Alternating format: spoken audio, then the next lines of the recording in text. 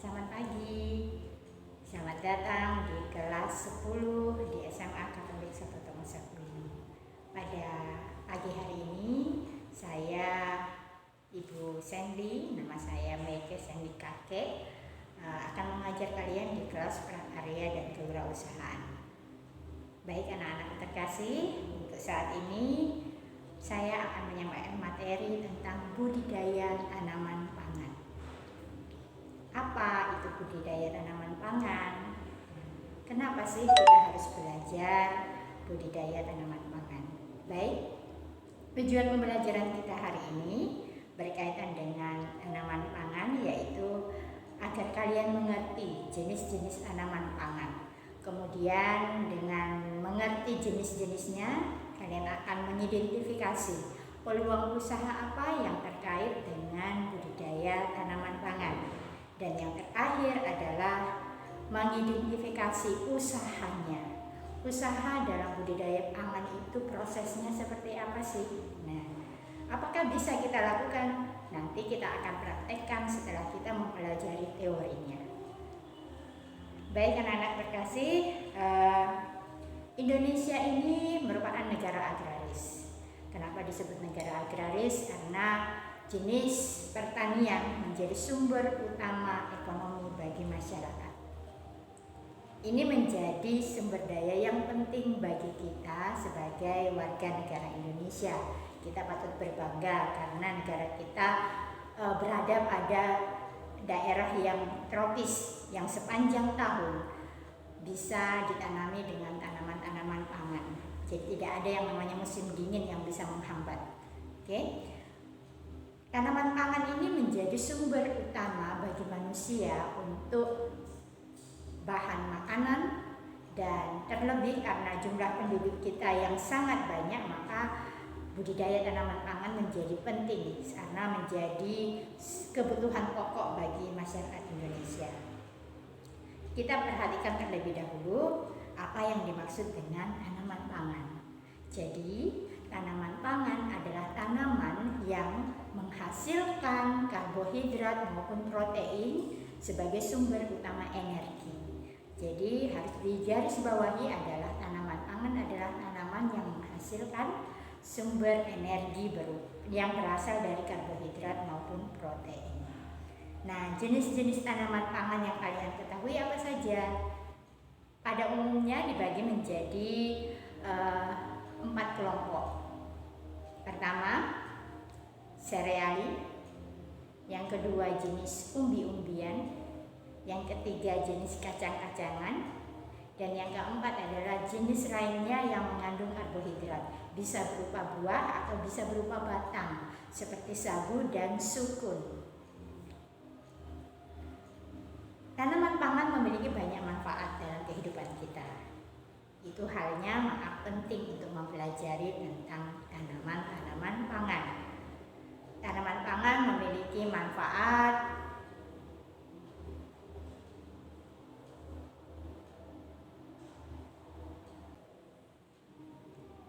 hal yang perlu kita persiapkan untuk budidaya dalam tanaman pangan. Jelas kita membutuhkan lahan, kita membutuhkan benih, kita membutuhkan pengairan, pupuk, dan pelindung tanaman. Lahan jelas karena yang namanya lahan ini adalah tempat di mana media tanaman itu bisa tumbuh. Pupuk menjadi penting bagi tanaman karena merupakan unsur hara yang dibutuhkan untuk tanaman bisa bertumbuh dengan baik. Kemudian ada pelindung tanaman.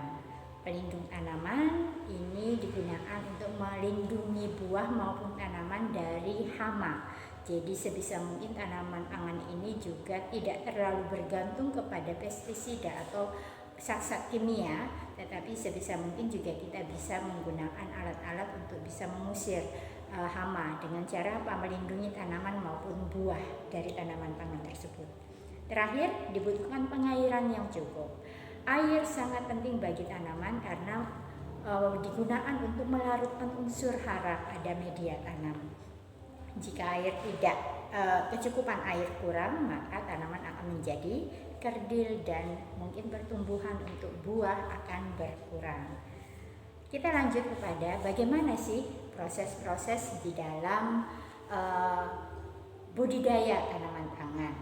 Nah, dalam budidaya tanaman pangan, pertama kita harus mempersiapkan lahan, kemudian benih. Benih harus kita persiapkan dengan baik. Benih bisa diperoleh dari tanaman sebelumnya, biji dari tanaman sebelumnya, atau bisa juga benih yang sudah jadi, sudah bertumbuh.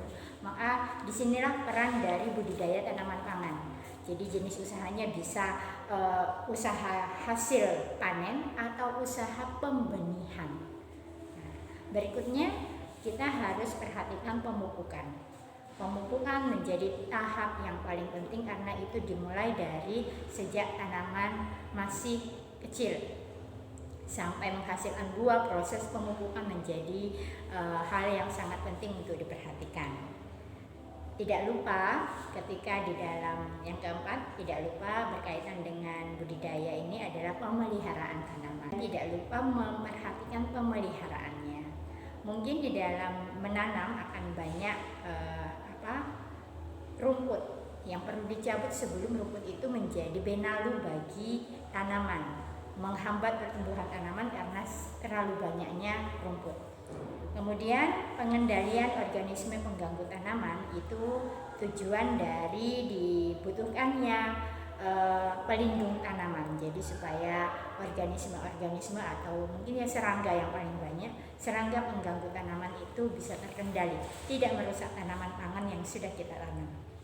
Terakhir, jikalau kelima proses tersebut kita sudah lakukan, nah, semoga bisa menjadi membuahkan hasil dan kita bisa memanen. Ya, ada proses panen dari tanaman pangan yang sudah kita budidayakan.